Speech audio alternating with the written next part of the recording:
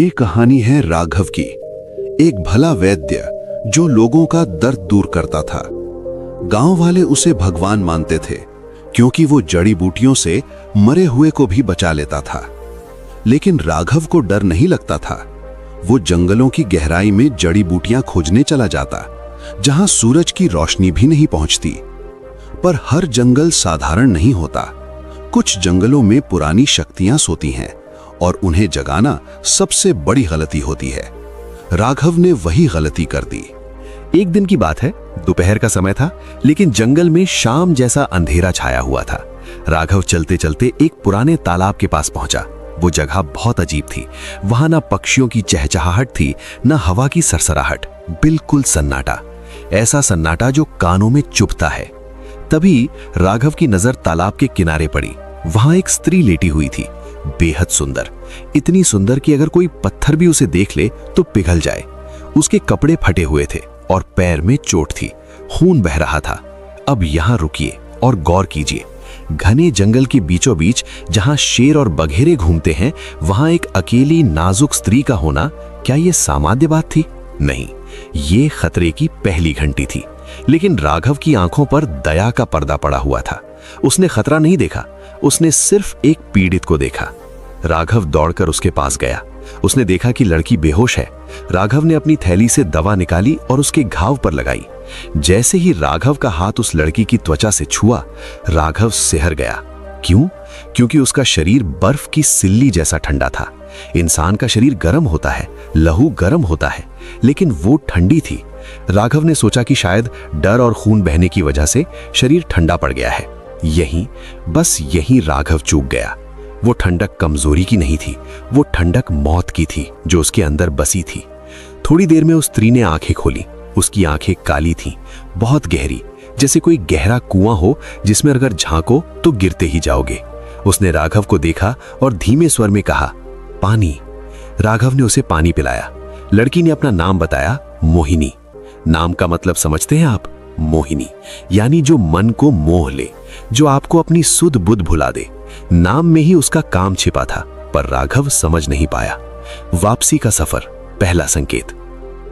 राघव ने फैसला किया कि वो मोहिनी को जंगल में अकेला नहीं छोड़ेगा। वो उसे अपने साथ गांव ले जाएगा। चूंकि मोहिनी के पैर में चोट थी, राघव ने उसे अपनी गोद में उठा लिया।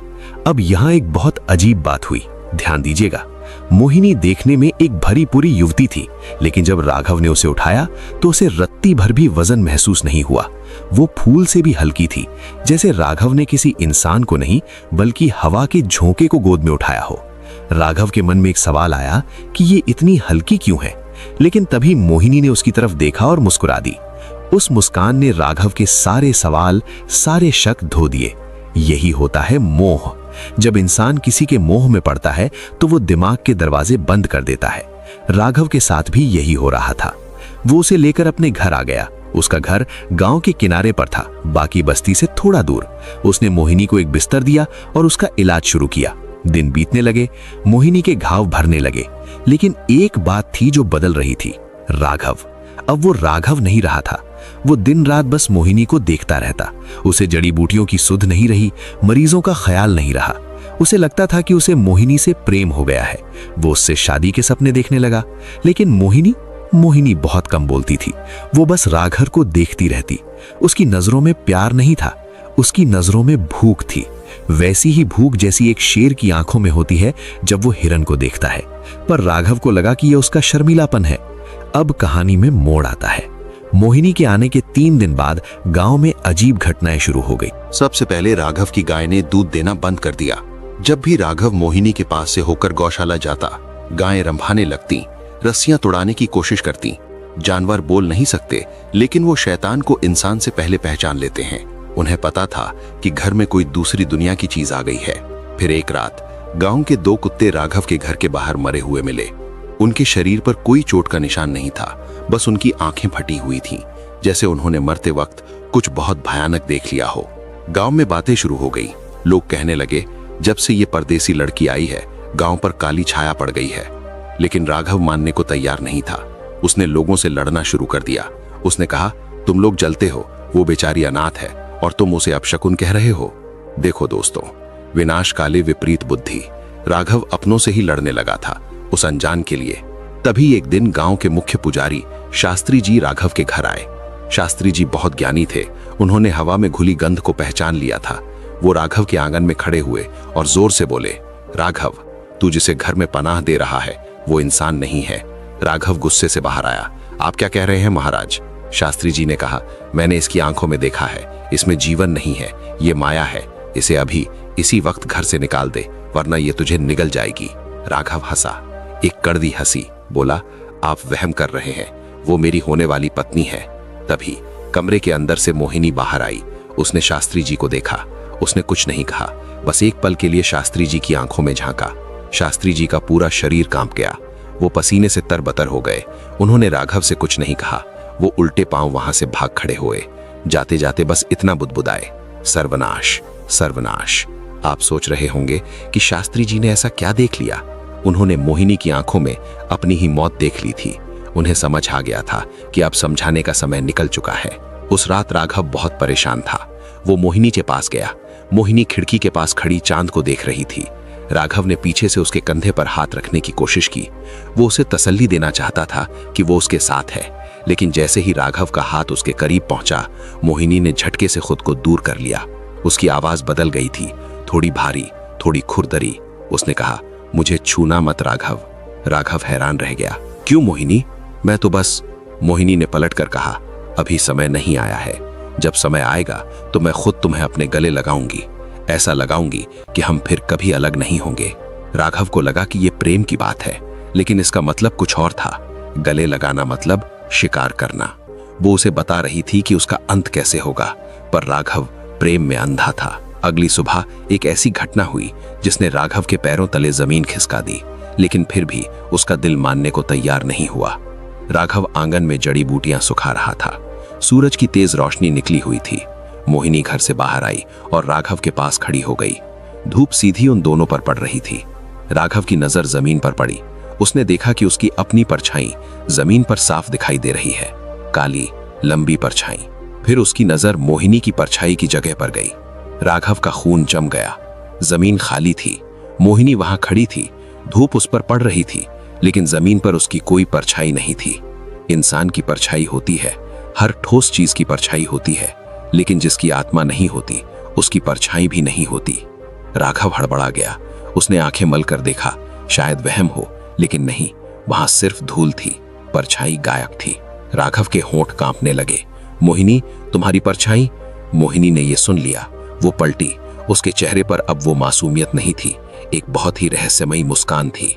उसने बात को घुमाया नहीं, उसने बहाना नहीं बनाया। वो धीरे से राघव के कान के पास आई और फुसफुसाई, राघव, परछाई तो जिस्म की होती है और मैं तो सिर्फ। वो चुप हो गई। उसने वाक्य पूरा नहीं किया। फिर उसने एक सवाल पूछा जिसने राघव की रीढ़ में सिहरन दौड़ा दी। उसने पूछा, आज तिथि क्या है राघव? राघव ने कांपते हुए जवाब दिया, आज त्रयोदशी है, 2 दिन बाद पूर्णिमा है, शरद पूर्णिमा। ये सुनते ही मोहिनी की आंखों में एक लाल चमक आ गई। वो खुश हो गई, बहुत ज्यादा खुश हो गई। उसने कहा, शरद पूर्णिमा यानी मिलन की रात। तैयार रहना राघव, उस रात मैं तुम्हें अपना असली रूप दिखाऊंगी। उस रात मेरा व्रत पूरा होगा। राघव को लगा कि वो शादी की बात कर रही है, लेकिन हवा में एक अजीब सी गंध फैल गई थी, सड़े हुए मांस जैसी गंध। राघव ने इधर उधर देखा, पर कुछ नहीं था, बस मोहिनी मुस्कुरा रही थी। मित्रों, यहाँ एक बहुत बड़ा धोखा राघव के साथ हो रहा था। शरद पूर्णिमा यक्षिणियों की रात होती है। 100 साल में एक बार उन्हें अपनी जवानी और अमरता बनाए रखने के लिए एक ऐसे इंसान की बलि देनी होती है जो उनसे सच्चा प्यार करता हो। एक पूर्ण प्रेमी का कलेजा खाना होता है उन्हें। राघव को लग रहा था कि 2 दिन बाद उसकी सुहाग रात है, जबकि असलियत ये थी कि 2 दिन बाद वो भोजन बनने वाला था।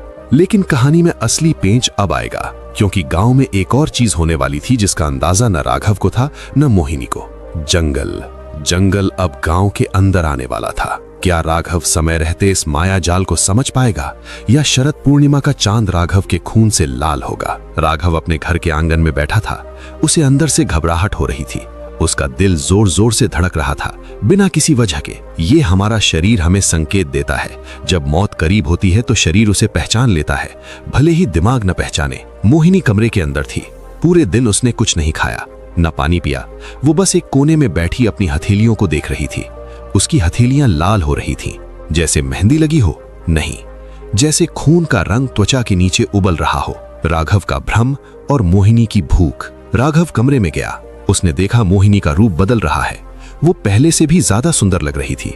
उसकी त्वचा से एक अजीब सी चमक निकल रही थी। ये वो चमक नहीं थी जो साधुओं के चेहरे पर होती है। ये वो चमक थी जो शिकारी की आंखों में होती है जब शिकार उसके जाल में फंस चुका होता है। राघव ने पूछा, मोहिनी, तुम ठीक तो हो? तुमने सुबह से कुछ नहीं खाया? मोहिनी ने धीरे से अपना सिर उठाया। उसकी आंखों में पुतलियां फैल चुकी थीं, पूरी काली आंखें। उसने एक अजीब सी आवाज में कहा, राघव, आज भूख नहीं है, आज प्यास है, बहुत गहरी प्यास। राघव को लगा शायद उसे पानी चाहिए। वो पानी का लोटा लेकर दौड़ा, लेकिन मोहिनी ने पानी को हाथ भी नहीं लगाया। उसने पानी को देखा और मुस्कुरा दी। उस मुस्कान में राघव के लिए प्यार नहीं था, राघव के लिए तरस था। समझिए इस बात को, शेर को हिरन से नफरत नहीं होती, शेर को तो बस भूख होती है। मोहिनी को भी राघव से नफरत नहीं थी, लेकिन उसकी फितरत, उसका स्वभाव उसे मजबूर कर रहा था। गांव वालों का डर। उधर गांव में क्या हो रहा था? शाम होते ही गांव के हर घर का दरवाजा बंद हो गया। लोग अपने बच्चों को अंदर बुला रहे थे, कोई भी बाहर नहीं निकलना चाहता था। शास्त्री जी यानी पुजारी ने गांव के मंदिर में एक बड़ा हवन शुरू कर दिया था। वो जानते थे कि आज रात शरद पूर्णिमा है।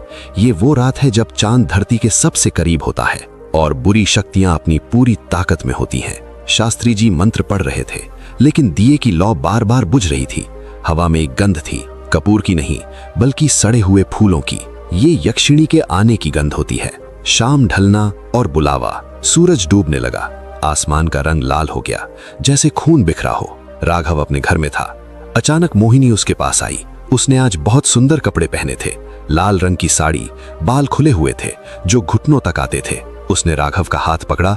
इस बार उसका हाथ बर्फ जैसा ठंडा नहीं था, इस बार उसका हाथ जलते हुए कोयले जैसा गर्म था। इतना गर्म कि राघव का हाथ जलने लगा, पर वो अपना हाथ खींच नहीं पाया। ये मोहिनी का जादू था। उसने राघव को बांध लिया था। मोहिनी बोली, राघव, समय हो गया, चलो। राघव ने पूछा, कहाँ? मोहिनी ने जंगल की तरफ इशारा किया। जहां हम पहली बार मिले थे, उस पुराने तालाब के पास। आज हमारी शादी की रात है राघव, आज मैं तुम्हें अपना सब कुछ सौंप दूंगी। राघव का दिल खुश हो गया। बेचारा राघव, वो सोच रहा था सुहाग रात और नियति लिख रही थी काल रात्रि। वो जिसे जीवन संगिनी समझ रहा था, वो उसे शमशान ले जा रही थी। जंगल का सफर। दोनों घर से निकले, राघव और मोहिनी। गांव की गलियां सुनसान थी, किसी ने खिड़की से झांक कर भी नहीं देखा। सबको पता था कि राघव अब पराया हो चुका है, वो अब इंसानों की दुनिया का हिस्सा नहीं रहा। जैसे ही उन्होंने गांव की सीमा पार की और जंगल में कदम रखा, हवा बदल गई। जंगल में घना अंधेरा था, लेकिन शरद पूर्णिमा का चांद इतना चमकीला था कि सब कुछ साफ दिख रहा था। चांदनी सफेद नहीं थी, चांदनी नीली सी थी, एक डरावनी नीली रोशनी। राघव आगे चल रहा था, मोहिनी उसके पीछे। राघव बहुत खुश था, वो भविष्य के सपने बुन रहा था। मोहिनी, हम वहां एक छोटा घर बनाएंगे, हम खेती करेंगे। लेकिन मोहिनी चुप थी, वो राघव की बातों का जवाब नहीं दे रही थी। अगर राघव पलट कर देखता तो शायद उसकी जान निकल जाती, क्योंकि मोहिनी के पैर जमीन पर नहीं पड़ रहे थे, वो हवा में तैर रही थी। उसके नाखून अब लंबे हो रहे थे, उसके बाल हवा में सांपों की तरह लहरा रहे थे। लेकिन राघव ने पीछे मुड़कर नहीं देखा। यही इंसान की सबसे बड़ी गलती होती है। हम भविष्य के सुनहरे सपने देखने में इतने व्यस्त हो जाते हैं कि पीछे खड़ी मौत को नहीं देख पाते। चलते चलते वो उसी पुराने तालाब के पास पहुंचे, वही जगह जहां राघव ने उसे बचाया था। तालाब का पानी शांत था, उसमें चांद का प्रतिबिंब दिख रहा था। मोहिनी रुक गई। उसने कहा, बस राघव, हम पहुंच गए। राघव पलटा। उसने देखा कि मोहिनी रो रही है। उसकी आंखों से आंसू बह रहे थे, लेकिन वो आंसू पानी के नहीं थे, वो आंसू खून के थे। राघव घबरा गया। मोहिनी, ये क्या, तुम रो क्यों रही हो? मोहिनी ने एक अजीब सी हंसी हंसी, ऐसी हंसी जिसमें दर्द भी था और क्रूरता भी। उसने कहा, मैं इसलिए रो रही हूं राघव, क्योंकि तुम बहुत अच्छे हो। इतने अच्छे इंसान को मारना पाप लगता है। राघव के पैरों तले जमीन खिसक गई। मारना? तुम क्या कह रही हो मोहिनी? तब मोहिनी ने वो बात कही जिसे सुनकर जंगल के पेड़ भी कांप गए होंगे। उसने कहा, मैं कोई स्त्री नहीं हूं राघव, मेरा नाम मोहिनी नहीं है, मैं एक यक्षिणी हूं, सदियों पुरानी प्यास हूं मैं। राघव का टूटना और यक्षिणी का सच। राघव पत्थर का हो गया, उसका दिमाग काम करना बंद कर चुका था। वो बस उसे देखता रहा। तुम मजाक कर रही हो ना? मोहिनी ने अपना असली रूप दिखाना शुरू किया। उसका चेहरा बदलने लगा, सुंदर आंखें अब अंगारों की तरह जलने लगी। उसने कहा, मजाक नहीं राघव, हर 100 साल में अपनी जवानी को बनाए रखने के लिए मुझे एक बलि चाहिए होती है, एक ऐसे पुरुष की बलि जो मुझसे निस्वार्थ प्रेम करे, जिसके प्रेम में वासना न हो, सिर्फ समर्पण हो। और तुम मेरे लिए वो शिकार थे। राघव घुटनों के बल गिर पड़ा, डर से नहीं, दुख से। उसका दिल टूट गया था। जिस औरत के लिए उसने अपना धर्म, अपना गांव, अपना सब कुछ छोड़ दिया, वो उसे सिर्फ भोजन समझती थी। राघव ने कांपते हुए पूछा, तो वो प्यार, वो साथ, वो सब झूठ था? मोहिनी राघव के पास आई। उसने राघव के चेहरे को अपने हाथों में लिया। उसके नाखून राघव की त्वचा में चुभ रहे थे। उसने कहा, हाँ राघव, वो सब एक जाल था। जैसे शिकारी दाना डालता है, मैंने प्रेम का दाना डाला और तुम उसे चुगते रहे। अब यहाँ ध्यान दीजिए, मोहिनी एक राक्षस थी, एक यक्षिणी थी। उसका धर्म था मारना, लेकिन राघव का प्रेम साधारण नहीं था। राघव ने उसकी सेवा उस वक्त की थी जब वो घायल थी। राघव ने उसे तब अपनाया था जब वो लावारिस थी। अचानक मोहिनी का हाथ रुक गया। वो राघव का गला पकड़े हुए थी, बस दबाने ही वाली थी, लेकिन उसका हाथ कांपने लगा। क्यों? क्योंकि यक्षिणी के पास शक्ति तो थी, लेकिन हृदय नहीं था। पर राघव के साथ रहकर शायद उसके पत्थर दिल में भी एक दरार पड़ गई थी। उसे पहली बार शिकार को मारते हुए तकलीफ हो रही थी। आसमान में बादल गरजने लगे, चांद बादलों में छिपने लगा, हवा तेज हो गई। जंगल के बाकी जानवर और बुरी शक्तियां अब वहां जमा होने लगी थीं। पेड़ों के पीछे से काली परछाइयां झांक रही थीं। वो इंतजार कर रही थीं, किस बात का? कि कब मोहिनी राघव का कलेजा निकाले और बचा हुआ मांस उन्हें मिले। वो सब भूखे थे। मोहिनी ने चारों तरफ देखा। उसे एहसास हुआ कि अब वो अकेली नहीं है। उसकी अपनी बिरादरी, पिशाच, बेताल और बुरी आत्माएं उसे घेर चुकी हैं। वो उस पर दबाव डाल रहे थे। हवा में फुसफुसाहट गूंजने लगी, मारो उसे, मारो उसे, समय बीत रहा है मोहिनी, सूर्योदय से पहले बलि दो। मोहिनी ने राघव को देखा। राघव ने अपनी आंखें बंद कर ली। उसने कोई विरोध नहीं किया। उसने कहा, अगर मेरी जान से तुम्हारी भूख मिटती है मोहिनी, तो ले लो, मुझे तुमसे कोई शिकायत नहीं। मेरा प्यार सच्चा था, शायद इसीलिए मैं हार गया। राघव के इन शब्दों ने मोहिनी के अंदर कुछ तोड़ दिया, लेकिन वक्त बहुत कम था। अगर मोहिनी ने राघव को नहीं मारा तो क्या होगा? यक्षिणी का नियम है, शिकार करो या शिकार बनो। अगर सूर्योदय तक उसने बलि नहीं दी तो वो खुद जलकर राख हो जाएगी। अब मोहिनी के सामने दो रास्ते थे। एक तरफ उसकी अमरता, उसकी जवानी और उसकी जिंदगी, राघव की मौत। दूसरी तरफ उसका विनाश, राघव का जीवन। तभी जंगल के अंधेरे से एक बहुत बड़ी काली आकृति, एक शैडो मॉन्स्टर निकलकर राघव की तरफ झपटी। वो मोहिनी का इंतजार नहीं कर पाई। उसे राघव का ताजा खून चाहिए था। राघव की मौत उसके सामने खड़ी थी। मोहिनी क्या करेगी? क्या वो अपनी बिरादरी के साथ मिलकर राघव को नोच खाएगी या उस प्यार के लिए अपनी ही मौत को गले लगाएगी? जंगल गूंज उठा था चीखों से और राघव बस अपनी आखिरी सांस का इंतजार कर रहा था। फैसला क्या हुआ और वो भयानक रात कैसी खत्म हुई? जैसे ही वो काला साया राघव की गर्दन तक पहुंचा, एक जोरदार चीख गूंजी। ये चीख राघव की नहीं थी, ये चीख उस पिशाच की थी। राघव ने आंखें खोली। उसने देखा कि मोहिनी बीच में खड़ी है। उसने अपने एक हाथ से उस काले साये को पकड़ रखा था। मोहिनी का हाथ जल रहा था, धुआं निकल रहा था, लेकिन उसने उस शैतान को राघव तक पहुंचने नहीं दिया। यहां एक बात समझिए, बुरी ताकतें आपस में दोस्त नहीं होती, वो सिर्फ भूख से जुड़ी होती हैं। मोहिनी ने अपनी ही बिरादरी के खिलाफ हथियार उठा लिया था। उसने पिशाच को एक झटके में दूर फेंक दिया। वो राघव की तरफ पलटी। उसका चेहरा अब इंसान का नहीं था। आंखें अंगारों जैसी लाल थीं, दांत बाहर निकले हुए थे। वो डरावनी थी, बहुत डरावनी। लेकिन उसकी आंखों में राघव के लिए डर नहीं था, रक्षा का भाव था। उसने गरजते हुए कहा, ये मेरा शिकार है और इसका फैसला मैं करूंगी, कोई और इसे हाथ नहीं लगा सकता। संघर्ष का कारण और भावना। आप सोच रहे होंगे कि मोहिनी ने ऐसा क्यों किया? क्या उसे राघव पर दया आ गई थी? नहीं, दया कमजोर लोग करते हैं। मोहिनी ने जो किया वो प्रेम था। राघव का वो आखिरी वाक्य, मेरा प्यार सच्चा था, उस यक्षिणी के पत्थर दिल को चीर गया था। हजारों सालों में पहली बार किसी ने उससे अपनी जान की भीख नहीं मांगी थी, बल्कि अपनी जान उसके नाम कर दी थी। इस समर्पण ने मोहिनी के अंदर की औरत को जगा दिया और यक्षिणी को सुला दिया। महायुद्ध, एक तरफ प्यार, दूसरी तरफ मौत। अब जंगल में कोहराम मच गया। बाकी बुरी आत्माएं जो पेड़ों के पीछे छिपी थीं, बाहर आ गईं। उन्हें गुस्सा था। तुम नियम तोड़ रही हो मोहिनी, हवा में आवाजें गूंजी। अगर आज रात बलि नहीं दी तो तुम राख बन जाओगी, हटो रास्ते से। मोहिनी राघव के आगे चट्टान बनकर खड़ी हो गई। उसने राघव की तरफ भी नहीं देखा, बस इतना कहा, राघव आंखें बंद कर लो, ये दृश्य तुम्हारे देखने लायक नहीं है। राघव ने पूछा, मोहिनी तुम क्या कर रही हो? मोहिनी चिल्लाई, आंखें बंद करो राघव, अभी। राघव ने डरते हुए आंखें बंद कर ली और फिर तांडव शुरू हुआ। एक अकेली यक्षिणी सैकड़ों पिशाचों से लड़ रही थी। हवा में चीखें, गुर्राहट और मांस के फटने की आवाजें आ रही थीं। राघव सिर्फ सुन सकता था। हर आवाज के साथ उसका दिल बैठ जाता था। उसे पता था कि वो राक्षस जिसे वो प्यार करता था, आज उसी के लिए अपनी जान दांव पर लगा रहा है। ये लड़ाई शरीर की नहीं थी, ये लड़ाई समय के खिलाफ थी। मोहिनी को सिर्फ सूरज निकलने तक राघव को बचाना था। चेतावनी और घाव। समय बीत रहा था। राघव को बीच बीच में मोहिनी की कराह सुनाई देती। उसे चोट लग रही थी। वो अमर थी, लेकिन अपनों से लड़ने पर शक्तियां कमजोर पड़ जाती हैं। जिस जादू से उसने राघव को मोहा था, आज वही जादू उसकी ढाल बना हुआ था।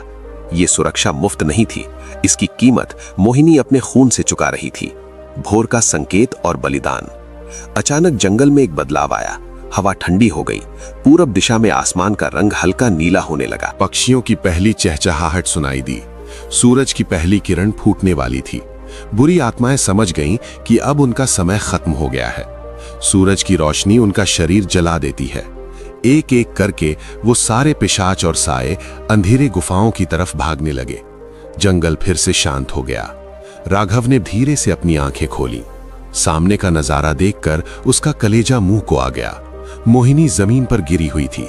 उसका वो सुंदर रूप वापस आ गया था, लेकिन वो बहुत कमजोर लग रही थी। उसके शरीर से धुआं निकल रहा था, जैसे कोई गीली लकड़ी सुलग रही हो। राघव दौड़कर उसके पास गया। उसने मोहिनी का सिर अपनी गोद में रख लिया। मोहिनी, मोहिनी, देखो वो सब भाग गए, हम बच गए। राघव खुश हो रहा था। मोहिनी ने मुश्किल से आंखें खोली। उसने राघव को देखकर एक फीकी मुस्कान दी। बोली, तुम बच गए राघव, मैं नहीं। राघव घबरा गया। तुम क्या कह रही हो? मैं तुम्हें कुछ नहीं होने दूंगा, मेरे पास जड़ी बूटियां हैं। मोहिनी ने उसका हाथ पकड़कर उसे रोका। उसका हाथ अब गर्म नहीं था, वो राख जैसा भुरभुरा हो रहा था। उसने समझाया, राघव, तुम्हें याद है मैंने क्या कहा था? शरद पूर्णिमा की रात अगर मैंने बलि नहीं दी तो सूर्य की पहली किरण मुझे भस्म कर देगी। यही मेरा श्राप है और यही मेरी मुक्ति है। राघव रोने लगा। नहीं मोहिनी, तुम ऐसा नहीं कर सकती। तुमने मुझे क्यों बचाया? मुझे मर जाने देती। मोहिनी ने राघव के गाल पर हाथ रखा। उसकी आंखों में अब वो कालापन नहीं था। उसकी आंखें साफ थीं, एकदम इंसान जैसी।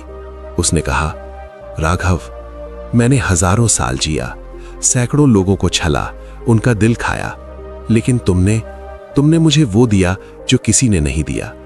तुमने मुझे इंसान होने का एहसास दिया। मेरा पेट तो भर जाता राघव, पर मेरी आत्मा भूखी रह जाती। उसने आसमान की तरफ देखा।